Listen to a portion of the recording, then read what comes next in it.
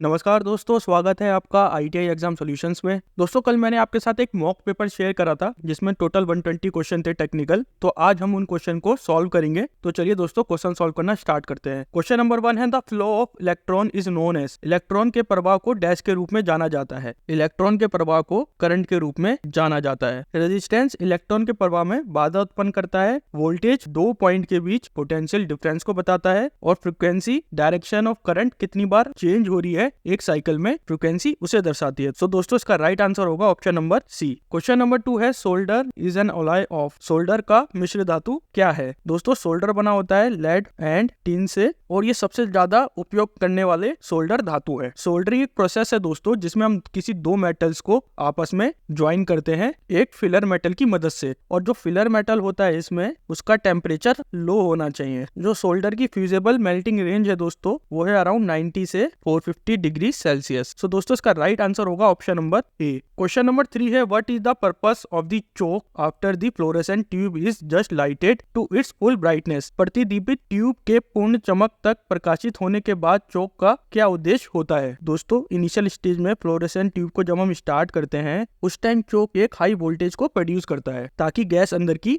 Ionised हो जाए और इलेक्ट्रॉन इजीली फ्लो कर सके। पहला काम क्या हो गया चोक का, ये हाई वोल्टेज पल्स को जनरेट करता है स्टार्टिंग के टाइम पे। और दूसरा काम क्या है इसका, ये करंट को लिमिट करके रखता है। जब एक बार गैस पूरी तरीके से आयोनाइज हो जाए तो चोक का अब दूसरा काम शुरू होता है। ये एक तरीके से इंडक्टर का काम करता है। और इंडक्टर क्या करता है, करंट के फ्लो को अपोज करता है एक मैग्नेटिक फील्ड क्रिएट करके, जिसकी वजह से करंट अपनी सेफ लिमिट पे रहता है। और इसका क्या फायदा होता है, एक तो हमें स्टेबल ब्राइटनेस मिलती है और दूसरा ये ओवर हीटिंग से बचाता है। सो दोस्तों, इसका राइट आंसर होगा option number C. Question number 4 है, for a system with 230 volt AC 5 ampere current and lag of 30 degree what's is the reactive power. 230 volt AC 5 ampere धारा और 30 डिग्री के पश्चगामी प्रणाली के लिए प्रतिघाती शक्ति क्या होगी। हमें इसमें दोस्तों रिएक्टिव पावर निकालनी है। रिएक्टिव पावर का फॉर्मूला होता है Q = VI sin phi। यहाँ पे V वोल्टेज को दर्शा रहा है, I करंट एंड phi यहाँ पे फेज डिफरेंस होता है। यहाँ पे वोल्टेज 230 वोल्ट दिया हुआ है, करंट हमें 5 एम्पेयर दिया हुआ है और जो फेज डिफरेंस दिया हुआ है वो 30 डिग्री दिया हुआ है। तो सारे फॉर्मूले को हम यहाँ पे पुट कर देते हैं। तो ये हो जाएगा Q = 230 × 5 × sin 30। इस इक्वेशन को आप सॉल्व करेंगे तो आएगा दोस्तों Q निकल के 575 VAR। सो दोस्तों, इसका राइट आंसर होगा option number D. Question number 5 है, which of the following is are the safety precaution should take while working in sheet metal workshop. Sheet धातु कार्यशाला में काम करते समय निम्नलिखित में से कौन सी सुरक्षा सावधानियां बरतनी चाहिए। देखिए, सबसे पहले तो हमें ग्लव्स पहनने चाहिए ताकि कोई भी शार्प एज, जो एक तीखा एज होता है दोस्तों, वो हमें कट ना कर सके। और दूसरा इसका, keep a separate bin basket for throwing metal chips. Sharp metal के कारण कट लग सकते हैं तो हमें इन मेटल को अलग बास्केट में रखना चाहिए। Do not use loose handle hammer. जो हथौड़ा ठीक से टाइट ना हो उसका इस्तेमाल नहीं करना चाहिए क्योंकि ये भी एक पोटेंशियली डेंजर एक्ट है। सो दोस्तों, ये तीनों ऑप्शन ही राइट है। इसका राइट आंसर होगा option number D. Question number 6 है, a regulator is used in a ceiling fan circuit to. छत के पंखे के परिपथ में एक नियामक का उपयोग क्यों किया जाता है। रेगुलेटर का काम क्या होता है दोस्तों, जो हम अपने घर में भी यूज करते हैं, वो क्या करता है, वो स्पीड को कंट्रोल करता है। और जो हम रेगुलेटर यूज करते हैं वो होता है ट्रायक बेस्ड रेगुलेटर। ट्रायक यहाँ पे क्या काम कर रहा है, एक तरीके का वोल्टेज कंट्रोल स्विच है जो सप्लाई वोल्टेज को चॉप करता रहता है या कट करता रहता है। अब इसको इस तरह से समझिए कि एक हमारी वेवफॉर्म है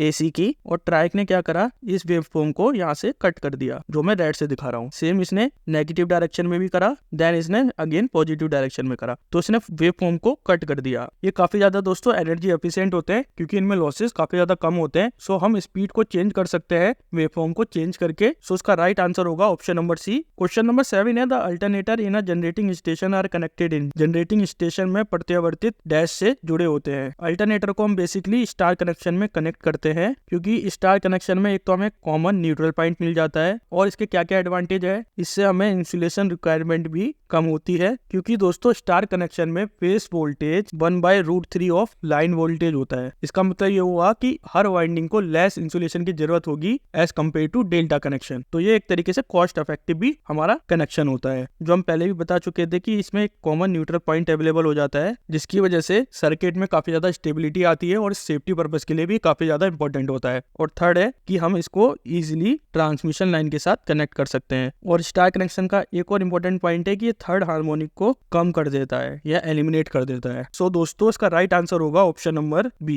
क्वेश्चन नंबर 8 है dash motor never starts without load. Dash motor कभी भी बिना लोड के चालू नहीं होनी चाहिए। हम बिना लोड के कभी भी डीसी सीरीज मोटर को स्टार्ट नहीं करते। DC series motor should not be started without any load. ऐसा क्यों करा जाता है दोस्तों? सबसे पहले इसको समझ लेते हैं कि डीसी सीरीज मोटर में फील्ड वाइंडिंग और आर्मेचर वाइंडिंग सीरीज में एक साथ कनेक्ट होते हैं। इसका मतलब ये हुआ अगर कोई भी चीज सीरीज में कनेक्ट है तो उसमें करंट एक समान ही बहता है। और जब मोटर विदाउट लोड के स्टार्ट होती है तो आर्मेचर काफी फास्ट रोटेट करती है, जिसकी वजह से सीरीज में करंट और ज्यादा इंक्रीज हो जाता है और इससे ज्यादा स्पीड और ज्यादा बढ़ जाती है। और एट द एंड क्या होगा, जब स्पीड काफी ज्यादा हाई हो जाती है तो ये मोटर वाइंडिंग को बर्न कर सकती है, जला सकती है। अब इसको थोड़ा सा मैथमेटिकली भी देख लेते हैं। डीसी सीरीज मोटर के केस में फ्लक्स फाई डायरेक्टली प्रोपोर्शनल होता है करंट के, यानी कि जब फ्लक्स बढ़ेगा तो करंट भी उसी प्रोपोर्शनल में इंक्रीज होगा। और डीसी सीरीज मोटर में एक और इम्पोर्टेंट चीज है,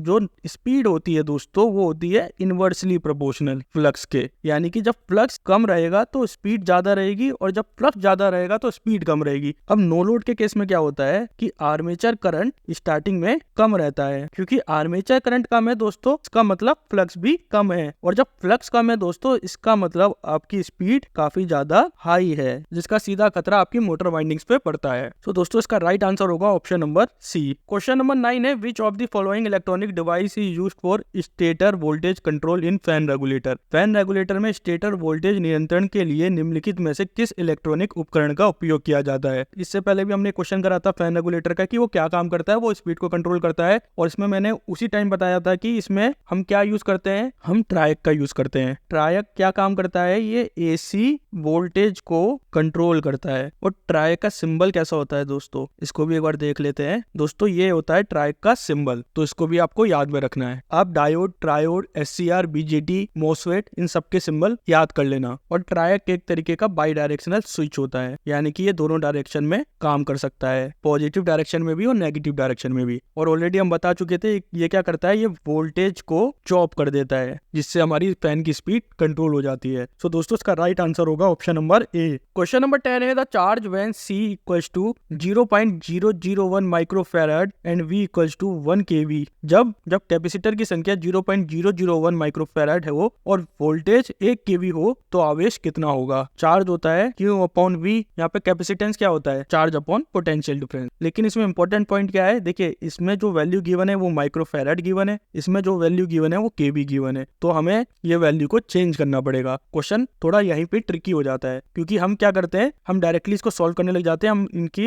यूनिट को ध्यान में नहीं देते हैं, तो इस चीज को भी आपको ध्यान में रखना है। तो कैपेसिटर हो जाएगा हमारा 0.001 माइक्रोफैराड, इसको आप लिखेंगे माइक्रोफैराड को तो ये हो जाएगा फैराड में 0.001 मल्टीप्लाई बाय 10 की पावर -6, और 1 kV को आप लिखेंगे वोल्टेज में तो हो जाएगा 1 × 10 की पावर 3। कैपेसिटेंस हमें दे रखा है कितना, 0.001 × 10 की पावर -6। हमें चार्ज निकालना है और हमें वोल्टेज गिवन है 1 × 10 की पावर -3। तो आप इसको सॉल्व कीजिए तो हो जाएगा 0.001 × 10 की पावर -6 × 1 × 10 की पावर -3 इक्वल्स टू Q। इसको आप सॉल्व करेंगे दोस्तों 10 की पावर ये 3 होगा दोस्तों, यहाँ पे सॉरी, इसको आप सॉल्व करेंगे दोस्तों तो आएगा 1 माइक्रो कूलम। सो दोस्तों इसका राइट आंसर होगा option number B. Question number 11 है the EMF induce in the coil is equal to the rate of change of magnetic flux. This is कुंडली में प्रेरित EMF अभिवाह ग्रंथन के परिवर्तन की दर के बराबर होता है। यहाँ डैश है। देखिए जब भी एक कंडक्टर किसी मैग्नेटिक फील्ड की लाइन को कट करता है, ये हमारा कंडक्टर है, ये मैग्नेटिक फील्ड की लाइन है, इसे कट करता है तो EMF इंड्यूस होता है एक सर्किट में, जिसे Faraday law of electromagnetic induction कहा जाता है। अब इसमें एक और नियम होता है जिसे बोलते हैं हम Faraday second law of electromagnetic induction. इसको समझते हैं दोस्तों। फैराडे का दूसरा नियम दोस्तों क्या बताता है? ये हमें बताता है कि किसी कुंडली में प्रेरित ईएमएफ उस कुंडली से गुजरने वाली चुंबकीय फ्लक्स के परिवर्तन के दर के सीधा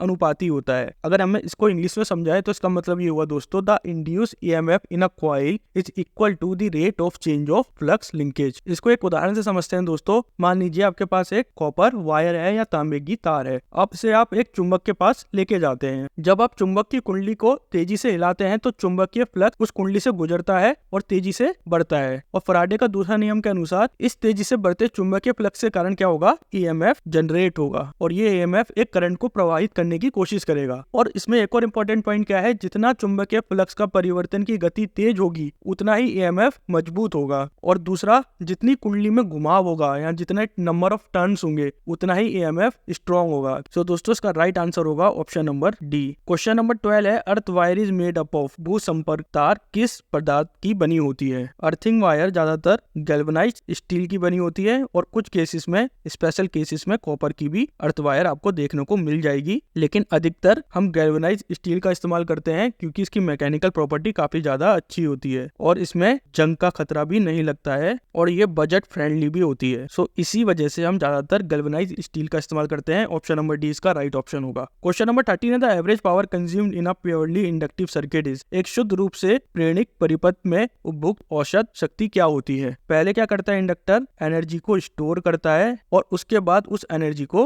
रिलीज कर देता है, यानी कि वो टोटल अमाउंट ऑफ एनर्जी कितनी कंज्यूम कर रहा है? जितनी एनर्जी उसने स्टोर करी उतनी ही एनर्जी इसने रिलीज कर दी, तो टोटल अमाउंट ऑफ एनर्जी कितनी हो जाएगी? 0। दोस्तों प्योरली इंडक्टिव सर्किट में वोल्टेज करंट से 90 डिग्री लैग करता है या 90 डिग्री पीछे रहता है। इसका मतलब ये हुआ जब वोल्टेज पीक पे होगा तो करंट की वैल्यू 0 होगी और जब करंट पीक पे होगा तब वोल्टेज की वैल्यू 0 होगी, तो उसका रिजल्टेंट क्या होगा? 0 होगा। सो दोस्तों इसका राइट आंसर होगा option number B. Question number 14 है, the form factor of pure sine wave of an AC power supply is. AC विद्युत आपूर्ति की शुद्ध ज्या तरंगों का आकृति गुणांक क्या होगा? इसको तो आप याद कर लीजिए। Form factor, RMS value, average value, इनको आप याद कर लेना। फॉर्म फैक्टर होता है 1.11 एसी का। अगर इसको निकालना हो, इसका फॉर्मूला होता है फॉर्म फैक्टर का RMS value upon average value. अब ये आपका होमवर्क है कि आरएमएस वैल्यू कितनी होती है और एवरेज वैल्यू कितनी होती है। इसको आप सॉल्व करना और देखना कि इसमें क्या 1.11 आ रहा है या नहीं आ रहा है। सो दोस्तों इसका राइट आंसर होगा option number D. Question number 15 है, in Indian house hold the single phase supply voltage is in the form of. भारतीय घरों में एकल फेज आपूर्ति वोल्टेज किस रूप में होती है? इंडियन हाउस होल्ड में जो एसी आपूर्ति वोल्टेज होती है वो हम लेते हैं आरएमएस वोल्टेज, जिसे बोला जाता है आरएमएस को रूट मीन स्क्वायर वोल्टेज। हम आरएमएस वैल्यू की लेते हैं क्योंकि ये सबसे सही और आसान तरीका होता है दोस्तों किसी वोल्टेज को नापने का। जैसे कि दोस्तों किसी बल्ब को जलने के लिए एक औसत रोशनी चाहिए होती है, उसी तरह किसी एसी उपकरण को काम करने के लिए एक औसत वोल्टेज चाहिए होती है और ये औसत वोल्टेज कौन बताता है? ये बताता है आरएमएस वोल्टेज। और जो घर में जो पावर सप्लाई आती है हमारी वो 230 वोल्ट के आसपास आती है, जिसमें +-5 का वेरिएशन हो सकता है। और आरएमएस वोल्टेज होती है दोस्तों Vm/√2। Vm क्या है? Maximum voltage. सो दोस्तों इसका राइट आंसर होगा option number D. Question number 16 है, sheets are used in underground cable to. भूमिगत केबल में शीट का उपयोग क्यों किया जाता है? शीट का उपयोग ज्यादातर हम मॉइस्चर को या नमी को रोकने के लिए करते हैं। जैसे हम केबलिंग में भी हमने पढ़ा था, कंसील्ड वायरिंग होती है, लेड शीट वायरिंग होती है। लेड शीट वायरिंग कहाँ यूज करते हैं? इसे हम उस जगह पे यूज करते हैं जहाँ पे हार्श एनवायरनमेंट होता है या मौसम बहुत ज्यादा बदलता है या कोई मॉइस्चर की जगह पे हम लेड शीट वायरिंग का यूज करते हैं। इसका रीजन ये है कि ये एक तरीके का बहुत अच्छा मॉइस्चर रेजिस्टेंस हमें प्रोवाइड करवाता है। सो दोस्तों इसका राइट आंसर होगा ऑप्शन नंबर सी।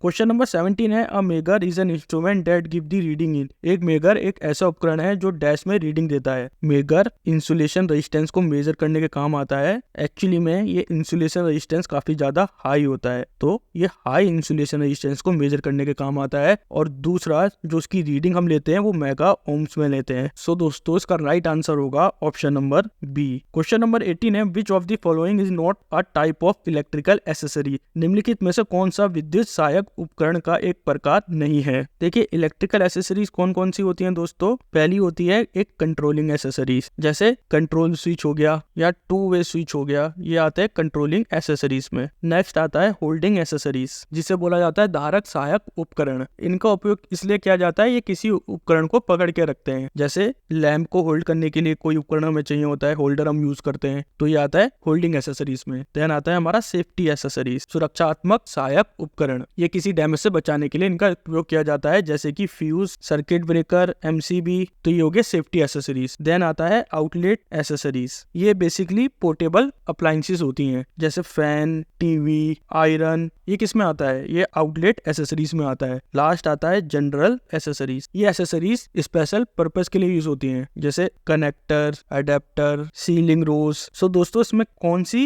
इलेक्ट्रिकल एसेसरीज नहीं है, इसमें इंसुलेटिंग कोई भी इलेक्ट्रिकल एसेसरी नहीं है। सो इसका राइट आंसर होगा option number C. Question number 19 है, which is the most affected device due to a change in supply voltage. आपूर्ति वोल्टेज में परिवर्तन के कारण अत्यधिक प्रभावित होने वाला उपकरण कौन सा है। देखिए जब वोल्टेज सप्लाई में काफी ज्यादा फ्लक्चुएशन होगा तो सबसे ज्यादा प्रभावित क्या होगा, वो होगा रूम हीटर, क्योंकि रूम हीटर काम करता है प्योरली रेजिस्टिव सर्किट पे। ये पावर डेसिपेट कैसे करता है, हीट के रूप में करता है। तो पावर का फॉर्मूला क्या होता है, V²/R। तो अगर ओवर वोल्टेज हुआ, मान लीजिए अगर ओवर वोल्टेज हुआ तो इसकी वैल्यू काफी ज्यादा बढ़ जाएगी और शॉर्ट सर्किट होने का खतरा भी बढ़ जाएगा। और जब अंडर वोल्टेज हुआ तो वोल्टेज की वैल्यू कम हो जाएगी, तो इसकी पावर भी ऑटोमेटिकली काफी कम हो जाएगी। सो दोस्तों इसका राइट आंसर होगा option number A. Question number 20 है, the capacity of a battery is 16 ampere hour. For how long can the current of 5 ampere be drawn from this battery. एक battery की क्षमता 60 एम्पेयर आवर है, इस battery से कितने समय तक 5 एम्पेयर की धारा कर्षित की जा सकती है। देखिए बैटरी कैपेसिटी का फॉर्मूला होता है current deliver into duration of time. Current कितना डिलीवर हो रहा है, 5 एम्पेयर का करंट डिलीवर हो रहा है, टाइम हमें निकालना है, और बैटरी कैपेसिटी कितनी दे रखी है, 16 एम्पेयर आवर दे रखी है। तो बैटरी कैपेसिटी हम यहाँ लिख लेंगे, करंट डिलीवर 5 और ड्यूरेशन ऑफ टाइम हमें निकालना है। तो टाइम निकल के आएगा दोस्तों 16/5 which is equals to 12। So option number A इसका राइट ऑप्शन होगा। क्वेश्चन नंबर 21 है, which of the following type of wiring preferred for workshop lightning. कार्यशाला प्रकाश व्यवस्था के लिए निम्नलिखित में से किस प्रकार की वायरिंग को प्राथमिकता दी जाती है। देखिए लाइटनिंग पर्पस के लिए हम यूज करते हैं कंसील्ड वायरिंग का। कंसील्ड वायरिंग को बेसिकली प्लास्टर के अंदर छुपा के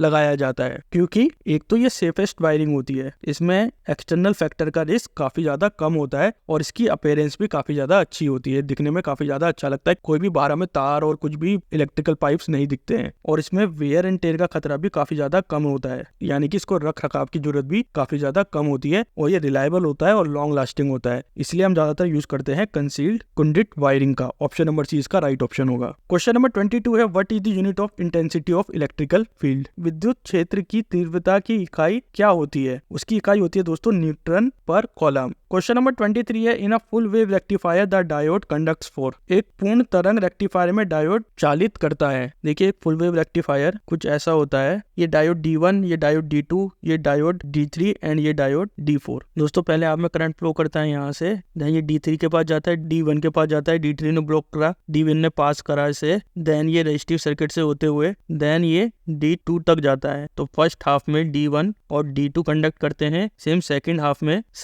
में करंट यहाँ से जाता है, D2 ब्लॉक होता है D4 से होते हुए, देन ये D3 में जाता है, यानी कि सेकंड हाफ में ये D4 एंड D3 पे कंडक्ट करता है। तो जो फुल वेव फॉर्म होती है दोस्तों AC की, वो चॉप्ड हो जाती है, और जो फाइनल वेव फॉर्म निकलती है वो ऐसी निकलती है, यानी कि ये AC को DC में कन्वर्ट कर रहा है। तो फुल वेव रेक्टिफायर में डायोड कब चालित होते हैं, वो हर आधे साइकिल में कंडक्ट करते हैं या चालित होते हैं। सो दोस्तों इसका राइट आंसर होगा option number A. Question number 24 है, step potential and touch potential associated with. Step potential और टच पोटेंशियल सब स्टेशन की अर्थिंग को दर्शाते हैं। देखिए अगर कोई फॉल्ट होता है और वो फॉल्ट ग्राउंड में लीक कर रहा हो तो ये अलग अलग वोल्टेज ग्रेडियंट बना देता है। इसको इस तरीके से समझ सकते हैं, ये वोल्टेज के कुछ खेत से बना लेता है। ऐसे में अगर हम उस फॉल्टी एरिया में घूमेंगे तो हमारे दोनों पैर अलग अलग वोल्टेज वाली जमीन पर पड़ेंगे, इसे ही बोलते हैं स्टेप पोटेंशियल। और दोस्तों जितना ज्यादा ग्राउंड फॉल्ट करंट होगा उतना ही ज्यादा स्टेप पोटेंशियल जनरेट होगा। तो इसका मतलब यह है जमीन पर चलते चलते हमें हमें झटका लगने का खतरा भी काफी ज्यादा बढ़ जाएगा। अब इसमें आता है दूसरा टच पोटेंशियल। मान लीजिए हम ग्राउंड पे खड़े हैं और यहाँ पे फेंसिंग हो रखी है। ये फेंसिंग किसी फॉल्ट वाली जमीन से जुड़ी हुई है, यानी कि यहाँ पे कोई फॉल्ट करंट फ्लो कर रहा है, और अगर हम इस फेंसिंग को टच कर लेते हैं या इसका कोई इक्विपमेंट टच कर लेते हैं तभी भी हमें करंट लग सकता है। इसे बोलते हैं टच पोटेंशियल। सो ये दोनों दोस्तों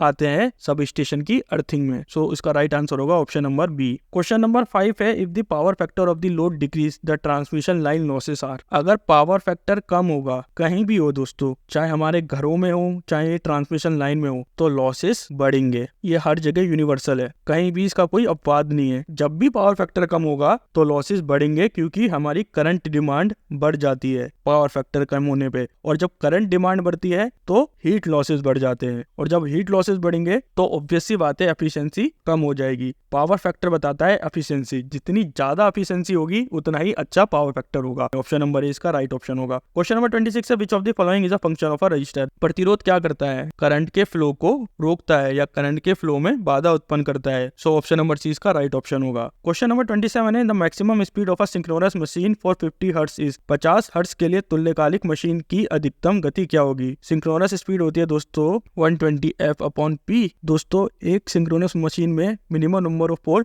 2 होंगे, तो यहाँ पे मैं पोल की संख्या 2 ले रहा हूँ, तो 120 × 50/2 which is equal to 3000। Option number C इसका राइट ऑप्शन होगा। क्वेश्चन नंबर 28 है, the colour of the light given out by sodium vapour discharge lamp is. Sodium वाष्प विसर्जन लैंप द्वारा उत्सर्जित प्रकाश का रंग क्या होता है? देखिए दोस्तों, इसमें 2 तरह की लाइट होती है, स्टार्टिंग फेज की लाइट होती है एंड देन रनिंग फेज की लाइट होती है। स्टार्टिंग में सोडियम की जो लाइट होती है वो पिंक होती है, और जो रनिंग कंडीशन में इसकी लाइट हो जाती है येलो। इस चीज को भी याद रखना। और जो डिफरेंस होता है दोस्तों पिंक से येलो का, वो 10 से 15 मिनट का होता है, यानी कि स्टार्टिंग में पिंक दिखेगा आपको और देन येलो दिखेगा, और येलो लाइट आपका फाइनल आउटपुट होता है। सो इसका राइट आंसर होगा option number C. Question number 29 है, in DC machine copper losses take place in. DC मशीनों में तांबे का नुकसान डैश में होता है। दोस्तों डीसी मशीन में 2 तरह के लॉस होते हैं, एक होता है रोटेशनल लॉस और दूसरा होता है कॉपर लॉस। रोटेशनल लॉस में आते हैं दोस्तों फ्रिक्शन लॉस, और कॉपर लॉस में आते हैं आर्मेचर और फील्ड वाइंडिंग लॉस। दोस्तों एक और चीज, रोटेशनल लॉस में आयरन लॉस भी आते हैं, जिसके पार्ट होते हैं एडी करंट और हिस्टैरिसीस लॉस। कॉपर लॉस को I² R लॉस भी बोला जाता है दोस्तों। तो दोस्तों कॉपर लॉस किस में होते हैं? वाइंडिंग में होते हैं, आर्मेचर वाइंडिंग और फील्ड वाइंडिंग में होते हैं। यहाँ पे आप देखेंगे, यहाँ पे कंडक्टर है, कंडक्टर है, कंडक्टर है, तो ये कट हो जाएगा। यहाँ पे सीरीज फील्ड वाइंडिंग और शंट फील्ड वाइंडिंग लिखा हुआ है। सो दोस्तों इसका राइट आंसर होगा option number D. Question number 30 है, what is the working principle of a three phase squirrel cage induction motor. Three phase squirrel cage प्रेरण मोटर का कार्य सिद्धांत क्या है? Three phase induction motor Faraday law of electromagnetic induction पर काम करती है। ये सिद्धांत दोस्तों बताता है कि कैसे एक बदलते चुंबकीय क्षेत्र से एक क्लोज कंडक्टर में वोल्टेज इंड्यूस होता है। तो ये बताता है Faraday law of electromagnetic induction. Faraday law of electromagnetic induction का क्वेश्चन हम ऑलरेडी डिस्कस कर चुके हैं। तो दोस्तों इसका राइट आंसर होगा option number B. Question number 31 है, for rewirable fuse employing copper wire as the fusing element the fusing factor is. पुनः उपयोगी फ्यूज के लिए फ्यूजिंग तत्व के रूप में तांबे के तार को नियोजित करने के लिए फ्यूजिंग गुणांक क्या होता है? सबसे पहले कुछ इंपॉर्टेंट पॉइंट पढ़ लेते हैं इसमें दोस्तों। इसमें फ्यूजिंग करंट क्या होता है? फ्यूजिंग करंट वहां करंट होता है दोस्तों जो फ्यूज को गला दे या मेल्ट कर दे, इसे बोलते हैं फ्यूजिंग करंट। और फ्यूज रेटेड करंट क्या होता है? ये वो करंट होता है दोस्तों जहां तक फ्यूज सुरक्षित रूप से काम कर सकता है। तो फ्यूजिंग फैक्टर क्या हुआ? फ्यूजिंग फैक्टर इन दोनों के बीच का अनुपात है, यानी कि फ्यूजिंग करंट और फ्यूजिंग रेटेड करंट का रेशियो फ्यूजिंग फैक्टर कहलाता है। इसकी जो आमतौर पर वैल्यू होती है वो 1 से ज्यादा होती है, और कॉपर की फ्यूज फैक्टर की वैल्यू अराउंड 1.9 से लेके 2 तक होती है। सो दोस्तों इसका राइट ऑप्शन होगा option number D. Question number 32 है, the input impedance and practically input capacitance of CRO has a range of. CRO के इनपुट प्रतिबाधा और व्यवहारिक रूप से इनपुट धारिता की एक सीमा क्या होती है? देखिए CRO का इनपुट इंपीडेंस मेगा ओम में होता है, इसकी रेंज मेगा ओम तक की होती है, और जो इनपुट कैपेसिटेंस होता है इसका दोस्तों उसकी रेंज पिको फैराड में होती है, जिसे PF भी हम लिख सकते हैं। देखिए हाई इनपुट इंपीडेंस क्या करता है? लोडिंग इफेक्ट को कम करता है, जिससे करेक्ट रीडिंग हमें मिलती है। और इनपुट कैपेसिटेंस की वैल्यू पिको फैराड में होती है, क्योंकि हम इसकी मदद से हाई फ्रीक्वेंसी मेजरमेंट कर सकते हैं विदाउट एनी कैरियर डिस्टोर्शन। यहाँ सिग्नल डिस्टोर्शन के बिना हम हाई फ्रीक्वेंसी का मेजरमेंट कर सकते हैं। क्वेश्चन नंबर 33 है, a coil with 10 ohm resistance and 0.5 henry inductance is connected to a 80 volt battery. What will be the energy stored in the coil? 10 ohm प्रतिरोध और 0.5 हेनरी प्रेरत्व वाला एक कुंडल 80 वोल्ट DC आपूर्ति से जुड़ा हुआ है, तो क्षेत्र में संग्रहित ऊर्जा क्या होगी? इंडक्टर जो एनर्जी स्टोर करता है दोस्तों, उसका फॉर्मूला होता है E=12LI²। यहाँ पे L क्या है, इंडक्टेंस है, I क्या है, करंट है। हमें क्या क्या गिवन है, हमें रेजिस्टेंस गिवन है 10 ओम, इंडक्टेंस गिवन है 5 हेनरी और वोल्टेज गिवन है 80 वोल्ट। तो करंट निकाल लेंगे दोस्तों इससे, I क्या होता है V/R, तो ये हो जाएगा 80/10, तो 8 एम्पेयर हमारा करंट निकल के आ गया। अब सीधा सीधा इस फॉर्मूले में आपको पुट करना है, तो ये हो जाएगा 0.5 × 8 × 8, क्योंकि 8 का स्क्वायर है तो मैंने डायरेक्ट 8 × 8 लिख दिया, इससे गया 4 बार, और ये हो जाएगा 0.5 × 4 होता है 2 × 8, तो ये हो जाएगा 16 जूल। सो दोस्तों इसका राइट आंसर होगा option number C. Question number 34 है, which of the following type of insulator is not suitable for distribution system. निम्नलिखित में से कौन से प्रकार का इंसुलेटर वितरण प्रणाली के लिए उपयुक्त नहीं है। हमने एक सीरीज करी थी इंसुलेटर की, उसमें हमने क्लियर करा था कि हम सस्पेंशन टाइप इंसुलेटर को डिस्ट्रीब्यूशन सिस्टम में यूज नहीं करते हैं। इसका यूज अबव 33 kV लाइन के लिए किया जाता है, क्योंकि एक तो ये बल्कि हो जाते हैं और डिस्ट्रीब्यूशन लाइन के लिए ये कॉस्ट इफेक्टिव भी नहीं रहते। इनके लिए हम यूज कर सकते हैं, डिस्ट्रीब्यूशन लाइन के लिए हम पिन, स्ट्रेन और साइकिल इंसुलेटर का हम यूज कर सकते हैं। सो दोस्तों इसका राइट आंसर होगा option number A. Question number 35 है, which of the following reduce in a DC generator by laminating the core. निम्नलिखित में से कौन डीसी जनरेटर में कोर को लैमिनेट करके कम हो जाता है। दोस्तों हमेशा लैमिनेशन से, चाहे वो डीसी जनरेटर हो, चाहे वो डीसी मोटर हो, चाहे वो ट्रांसफॉर्मर हो, लैमिनेशन करेंगे तो क्या कम होगा, एडी करंट कम होगा। हम लैमिनेशन से एडी करंट लॉसेस को कम करते हैं। नो मैटर हम कोई सी भी मशीन का यूज कर रहे हो, उसमें कम एडी करंट ही होगा। एडी करंट क्या है, एक तरीके का सर्कुलेटिंग करंट है। जब डीसी मोटर रोटेट करती है तो आर्मेचर वाइंडिंग में छोटी छोटी धाराएं पैदा होती है, जिसे हम एडी करंट बोलते हैं। ये धाराएं क्या करती हैं, ये एडी करंट क्या करता है, हीट जनरेट करता है और एनर्जी को हीट के रूप में बर्बाद करता है, जिससे मोटर की एफिशिएंसी कम हो जाती है। सो दोस्तों इसका राइट आंसर होगा option number D. Question number 36 है, a moving coil ammeter can be used to measure. एक चल कुंडल एमीटर का उपयोग डैश मापन के लिए किया जाता है। मूविंग कॉइल एमीटर का उपयोग अधिकतर डीसी क्वांटिटीज को या डीसी वैल्यूज को मेजर करने के लिए किया जाता है। इसमें अगर हम थोड़ा मॉडिफिकेशन करें तो हम एसी क्वांटिटीज को भी मेजर कर सकते हैं, लेकिन हम आमतौर पर इसका इस्तेमाल केवल डीसी करंट को मेजर करने के लिए करते हैं। अगर हम बात करें मूविंग आयरन की, इसमें कंफ्यूज मत होना, मूविंग कॉइल और मूविंग आयरन में मूविंग आयरन का इस्तेमाल हम डीसी और एसी दोनों को मेजर करने के लिए कर सकते हैं। और मूविंग कॉइल का डिफ्लेक्शन, जितना पॉइंटेड डिफ्लेक्ट करेगा वो किसके अनुपातिक होता है, वो करंट की वैल्यू के अनुपातिक होता है। जितना करंट की वैल्यू होगी उतना ही आपका पॉइंटेड डिफ्लेक्ट करेगा। सो दोस्तों इसका राइट आंसर होगा option number C. Question number 37 है, the definition of demand factor. मांग कारक की परिभाषा क्या होती है। डिमांड फैक्टर होता है maximum demand upon total load connected, और डिमांड फैक्टर की वैल्यू हमेशा लेस देन 1 रहनी चाहिए। जितना लोड है उतनी डिमांड है, तो उसकी वैल्यू कितनी हो जाएगी, 1 हो जाएगी। मान लीजिए हमें 15 किलोवाट की डिमांड है और लोड भी 15 किलोवाट हम यूज कर रहे हैं, तो उसकी वैल्यू 1 होगी। उस टाइम सर्किट पे काफी ज्यादा दबाव पड़ेगा, तो डिमांड फैक्टर की वैल्यू हमेशा 1 से कम रहनी चाहिए। सो दोस्तों इसका राइट आंसर होगा option number B. Question number 38 है, determine the supply voltage at 30 hertz to keep the magnetization current the same as that for the 50 hertz supply at 200 volt. चुंबकन धारा को 50 हर्ट्ज पर 200 वोल्ट की आपूर्ति के बराबर बनाए रखने के लिए 30 हर्ट्ज पर आपूर्ति वोल्टेज निर्धारित करें। देखिए अगर हमें एक्साइटिंग करंट को सेम रखना है ट्रांसफॉर्मर में, या उत्तेजित धारा को कांस्टेंट रखना है, तो हमें फ्लक्स को कांस्टेंट रखना पड़ेगा, क्योंकि फ्लक्स ही एक्साइटिंग करंट को प्रभावित करता है। और फ्लक्स किसके बराबर होता है, फ्लक्स बराबर होता है वोल्टेज और फ्रीक्वेंसी के, वोल्टेज अपन फ्रीक्वेंसी के फ्लक्स बराबर होता है। हमें 2 फ्रीक्वेंसी की वैल्यू और एक वोल्टेज की वैल्यू दी है, हमें दूसरे वोल्टेज की वैल्यू निकालनी है। तो यहाँ पे फ्रीक्वेंसी की वैल्यू कितनी है, 50 हर्ट्ज, वोल्टेज की वैल्यू है 200 वोल्ट, दूसरे फ्रीक्वेंसी की वैल्यू कितनी है 30 हर्ट्ज। तो हमें इनको एक समान रखना है, तो यानी कि V1/F1 equals to V2/F2। Question में यही लिखा है, सेम है, समान, यहाँ बराबर। तो V1 की वैल्यू कितनी है दोस्तों 200, F1 की 50, यहाँ पे V2 और यहाँ पे F2 की वैल्यू 30 ऑलरेडी गिवन है, तो ये जाएगा 4 टाइम, तो 30 × 4 कितना हो जाएगा 120। तो V2 की वैल्यू कितनी हो जाएगी 120 वोल्ट। ऑप्शन नंबर 20 का राइट ऑप्शन होगा। क्वेश्चन नंबर 39 है, Buchholz relay is essential for protection against transformer. Buchholz relay transformer के डैश के खिलाफ सुरक्षा करने के लिए आवश्यक है। बुखोल रिले का इस्तेमाल ट्रांसफॉर्मर के अंदरूनी फॉल्ट के लिए करा जाता है। बेसिकली बुखोल रिले डिटेक्ट करता है गैस को। देखो दोस्तों, ट्रांसफार्मर के अंदर ऑयल होता है और जब ट्रांसफार्मर ओवरलोड हो या ट्रांसफार्मर काम करता है तो ऑयल के अंदर बुलबुले बनते हैं और इन्हीं बुलबुले से बनती है गैस जो ट्रांसफार्मर के इंसुलेशन को खराब कर सकती है। तो ये बुलबुले दोस्तों बुकहोल रिले के अंदर इकट्ठे होते हैं और जब भी कोई फॉल्ट होता है तो इन बुलबुलों की मात्रा बढ़ जाती है, तो फिर गैस भी बढ़ जाएगी और जैसे ही एक सीमित मात्रा से गैस बढ़ती है तो बुकहोल रिले एक्टिवेट हो जाता है और हमें पता लग जाता है कि कोई फॉल्ट यहाँ पे हुआ है। ये किस तरह के फॉल्ट को मेजर करता है? इंटरटर्न फॉल्ट, वाइंडिंग फॉल्ट और कोर फॉल्ट। तो ये 3 तरह के फॉल्ट ट्रांसफार्मर के अंदर मेजर करने के लिए बुकहोल रिले का इस्तेमाल करा जाता है। सो दोस्तों, इसका राइट आंसर होगा ऑप्शन नंबर ए।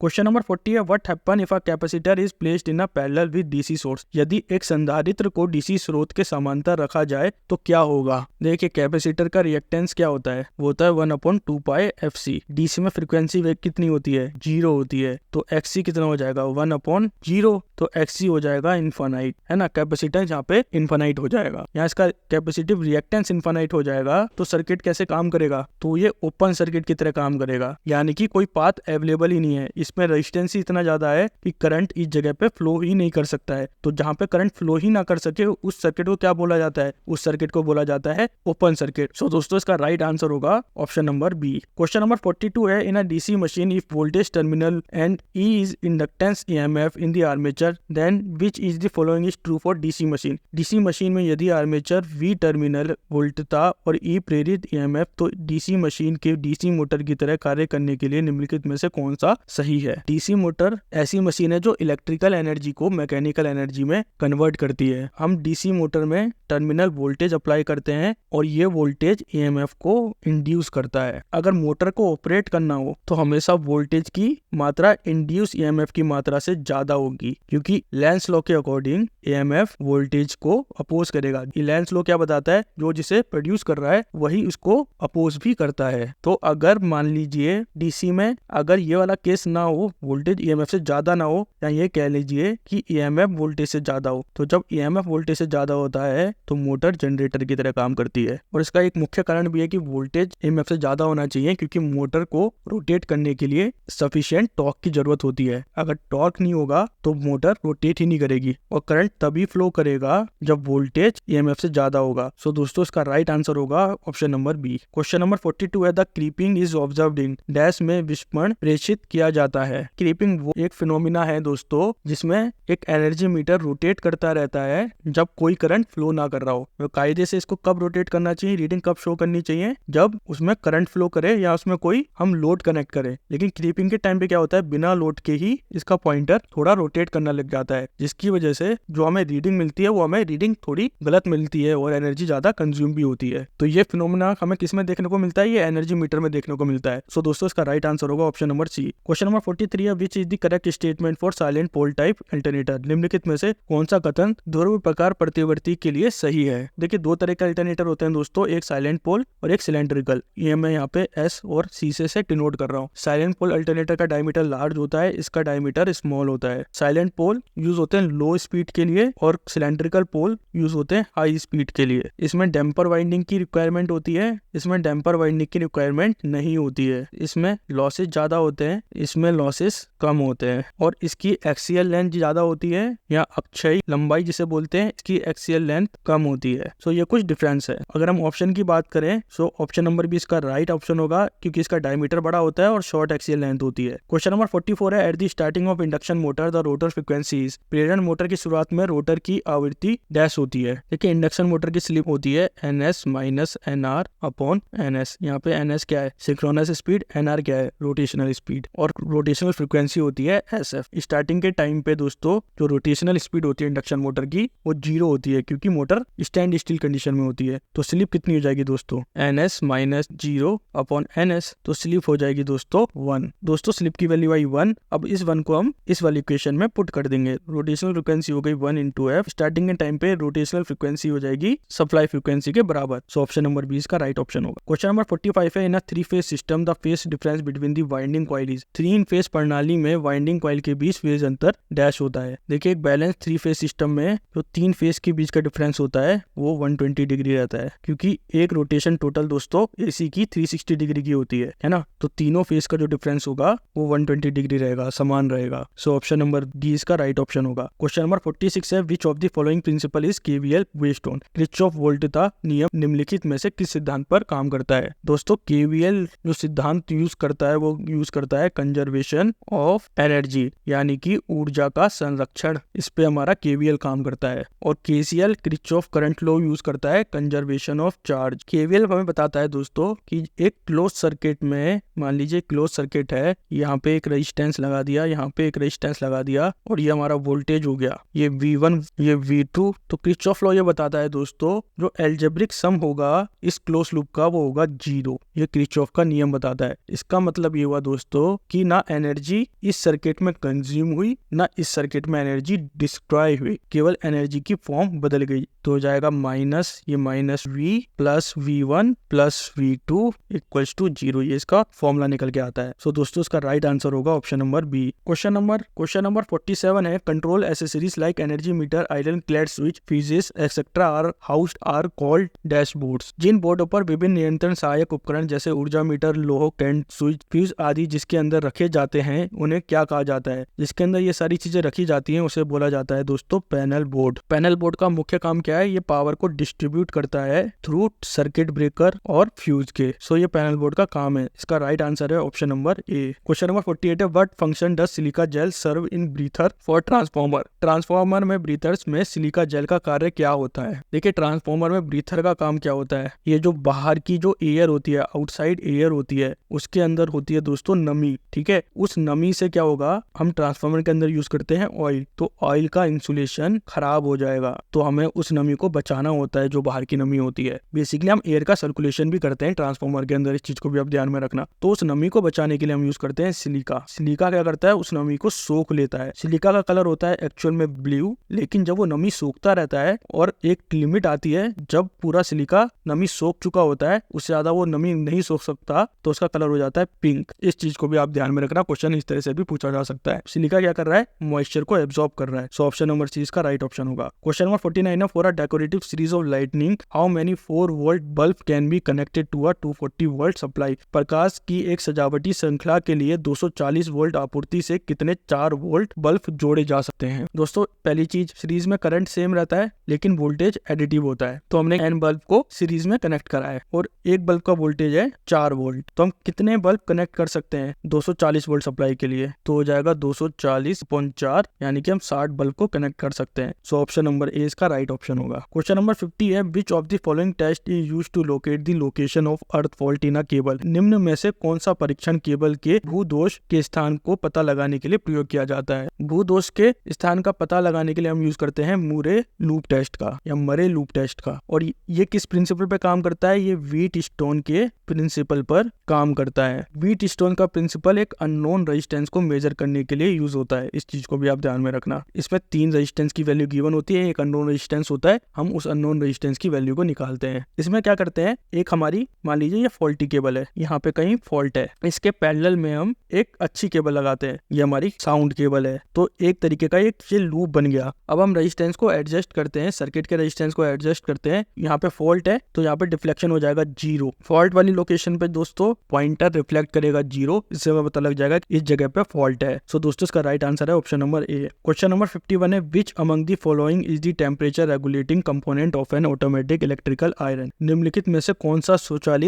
विद्युत आयरन का तापमान विनियमन घटक है? हम टेम्परेचर को रेगुलेट करने के लिए थर्मोस्टेट का यूज करते हैं और थर्मोस्टेट बना होता है बायमेटेलिक चिप का। अब दोस्तों ये बायमेटेलिक चिप में क्या होता है, इसमें 2 अलग अलग मेटल यूज होते हैं और अधिकतर वो मेटल बने होते हैं ब्रास और आयरन के। जब हीट का प्रभाव ब्रास पे पड़ेगा और हीट का प्रभाव आयरन पे पड़ेगा तो ये दोनों अलग अलग तरीके से रिएक्ट करेंगे। तो दोस्तों जब हमें एक डिजायर्ड टेम्परेचर मिल जाता है तो थर्मोस्टेट ऑटोमेटिकली पावर कट कर देता है। सो दोस्तों ये होता है थर्मोस्टेट का काम। ऑप्शन नंबर सी इसका राइट ऑप्शन होगा। क्वेश्चन नंबर 52 है which of the following is used as the heating unit of an electrical kettle? निम्नलिखित में से किसका उपयोग विद्युत केतली के ताप की इकाई के रूप में किया जाता है? देखिए इलेक्ट्रिकल केटल में एक मेटेलिक ट्यूब होती है, उसके अंदर हमारा हीटिंग एलिमेंट होता है और हीटिंग एलिमेंट को कंट्रोल कौन करता है? थर्मोस्टेट कंट्रोल करता है, यानी कि ये ऑटोमेटिकली कट ऑफ होने वाला एक इक्विपमेंट है। और इसमें जो वायर यूज होती है दोस्तों वो एक कंसील्ड वायरिंग यूज होती है। हम कंसील्ड वायरिंग का यूज इसलिए करते हैं क्योंकि एक तो ये रिलायबल होती है, दूसरा ये कॉस्ट इफेक्टिव भी होती है। है और ये हीट ट्रांसफर भी काफी अच्छी तरीके से कर पाती है। सो दोस्तों इसका राइट आंसर होगा option number B. Question number 53 है the electrolyte use in lead acid battery is, निम्न में से कौन सा लेड अम्ल बैटरी में प्रयुक्त इलेक्ट्रोलाइट विद्युत अपघट्य है। लेड एसिड बैटरी में हम यूज करते हैं डाइल्यूट सल्फ्यूरिक एसिड जिसे बोला जाता है H2SO4,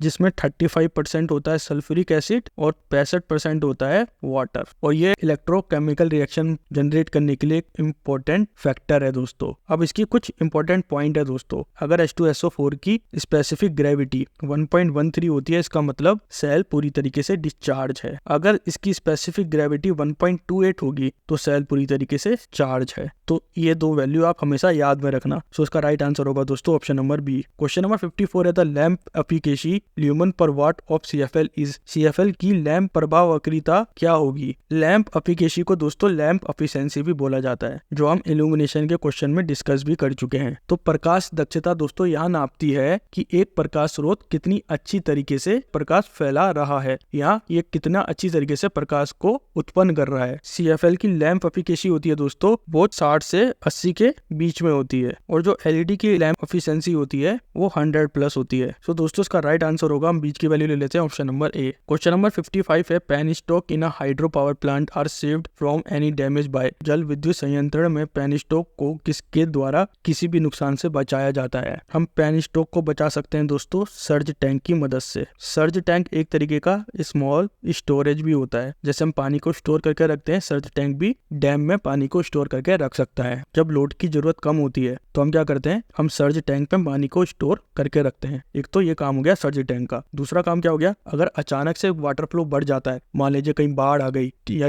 इलेक्ट्रिसिटी की डिमांड काफी ज्यादा बढ़ गई, तो पानी के फ्लो में एकदम चेंजेस आएगा, जिसकी वजह से पेन स्टॉक पे काफी ज्यादा प्रभाव पड़ता है पानी के फ्लो से, और वो पाइप को डैमेज कर सकता है। तो सर्ज टैंक क्या कर रहा है, ऑलरेडी पानी को स्टोर कर रहा है, तो वो आसानी से पानी की आपूर्ति कर सकता है। सो दोस्तों इसका राइट आंसर है option number D. Question number 56 है compensating winding are used in, प्रतिकारी कुंडलियों का क्या प्रयोग होता है। देखिए दोस्तों कंपनसेटिंग वाइंडिंग का यूज करते हैं हम DC मशीन में, और ये कंपनसेटिंग वाइंडिंग आर्मेचर रिएक्शन को कम करने के लिए इस्तेमाल में आती है। आर्मेचर रिएक्शन क्या है दोस्तों, जब आर्मेचर कॉइल अपना ही एक मैग्नेटिक फील्ड जनरेट करे और वो मैग्नेटिक फील्ड मेन फील्ड को अपोज करे, उसे बोला जाता है आर्मेचर रिएक्शन। जिसकी वजह से क्या होगा, आर्मेचर रिएक्शन की वजह से क्या होगा, एक तो एफिशिएंसी कम होगी मोटर की, ठीक है, और मेन फ्लक्स हमारा कमजोर होगा, क्योंकि ये मेन फ्लक्स के खिलाफ काम करता है, मेन फ्लक्स के साथ काम नहीं करता है, जिससे ब्रश में स्पार्किंग भी हो सकती है। क्योंकि हम DC मोटर की सीरीज ऑलरेडी कर रहे हैं तो उसमें मैंने आर्मेचर रिएक्शन को काफी अच्छे से समझा रखा है। तो कंपनसेटिंग वाइंडिंग क्या करती है दोस्तों, इसमें कंपनसेटिंग वाइंडिंग आर्मेचर रिएक्शन के, जो आर्मेचर ने अपना एक मैग्नेटिक फील्ड जनरेट करा है उसके खिलाफ अपना एक मैग्नेटिक फील्ड जनरेट करती है। तो इसके अपोजिट जो मैग्नेटिक फील्ड जनरेट कर रही है तो वो आर्मेचर रिएक्शन की पावर को कम कर रही है। तो ये क्या कर रहा है, ये हमारा जो ओरिजिनल मेन फील्ड है उसका ये सपोर्ट कर रहा है। तो ये आर्मेचर रिएक्शन को कम करने के लिए हम इस्तेमाल करते हैं। ऑप्शन नंबर बी इसका राइट ऑप्शन होगा। क्वेश्चन नंबर 57 है which of the following can be used as a moderator in a nuclear power plant, निम्नलिखित में से किसका उपयोग परमाणु ऊर्जा संयंत्रों में मंदक के रूप में किया जा सकता है। दोस्तों हम न्यूक्लियर प्लांट में 3 तरह के मॉडरेटर यूज कर सकते हैं। एक तो हम अपना जो नॉर्मल पानी होता है वो यूज कर सकते हैं, एक हम ग्रेफाइट का यूज कर सकते हैं, और एक हम हैवी वाटर का भी यहाँ पे यूज कर सकते हैं। तो ये 3 तरह के मॉडरेटर होते हैं। मॉडरेटर क्या करता है, जो दोस्तों न्यूक्लियर रिएक्शन हो रही है उसकी स्पीड को कंट्रोल करता है, क्योंकि ये न्यूट्रॉन को कंट्रोल करता है। तो चेन रिएक्शन जो हो रही है उसको वो कंट्रोल करने में मदद करता है, ताकि जो रिएक्शन हो वो आउट ऑफ कंट्रोल ना हो जाए। तो ये क्या कर रहा है, ये न्यूट्रॉन को स्लो डाउन कर रहा है, उसकी स्पीड को कम कर रहा है। और ग्रेफाइट की कंडक्टिविटी भी काफी अच्छी होती है दोस्तों, यानी कि ये हीट को इजीली ट्रांसफर कर सकता है। इसका रेडिएशन डैमेज का रेजिस्टेंस भी हाई होता है। सो इसकी ये कुछ खासियत होती है। ऑप्शन नंबर डी इसका राइट ऑप्शन होगा। क्वेश्चन नंबर 58 है 1 न्यूमन per square metre is term as, 1 न्यूमन पर स्क्वायर मीटर को बोला जाता है लक्स। इसे इल्यूमिनेशन भी हम कह सकते हैं। इल्यूमिनेशन की भी यूनिट होती है लक्स। दोस्तों ल्यूमिनस इंटेंसिटी की यूनिट होती है कैंडेला, देन ल्यूमिनस की यूनिट होती है candela per metre square. Light की यूनिट होती है दोस्तों lumen or, and luminous flux की यूनिट होती है ल्यूमन। तो इनको भी आप याद में रखना। ऑप्शन नंबर सी इसका राइट ऑप्शन होगा। क्वेश्चन नंबर 59 है the flux in the magnetic circuit is equivalent to the dash in the electrical circuit. देखिए जैसे इलेक्ट्रिकल सर्किट में करंट क्या है, एक तरीके का फ्लो है, या धारा का प्रवाह जिसे हम बोलते हैं। करंट एक तरह का फ्लो है। सेम फ्लक्स क्या है, ये भी एक मैग्नेटिक सर्किट में होने वाला एक फ्लो है। ये हमारा मैग्नेटिक सर्किट और ये हमारा इलेक्ट्रिकल सर्किट। मैग्नेटिक में फ्लक्स है तो इलेक्ट्रिकल में करंट है, इसके समान है। फ्लक्स के समान करंट है। मैग्नेटिक में अगर परमिनेंस है तो इलेक्ट्रिकल में है कंडक्टेंस। मैग्नेटिक में रिलक्टेंस है तो इलेक्ट्रिकल में है रेजिस्टेंस। मैग्नेटिक में परमेबिलिटी है जिसे पारगम्यता भी बोलते हैं, इलेक्ट्रिकल में होता है इसे कंडक्टिविटी। तो ये कुछ इंपॉर्टेंट पॉइंट है। इसका राइट आंसर होगा ऑप्शन नंबर सी।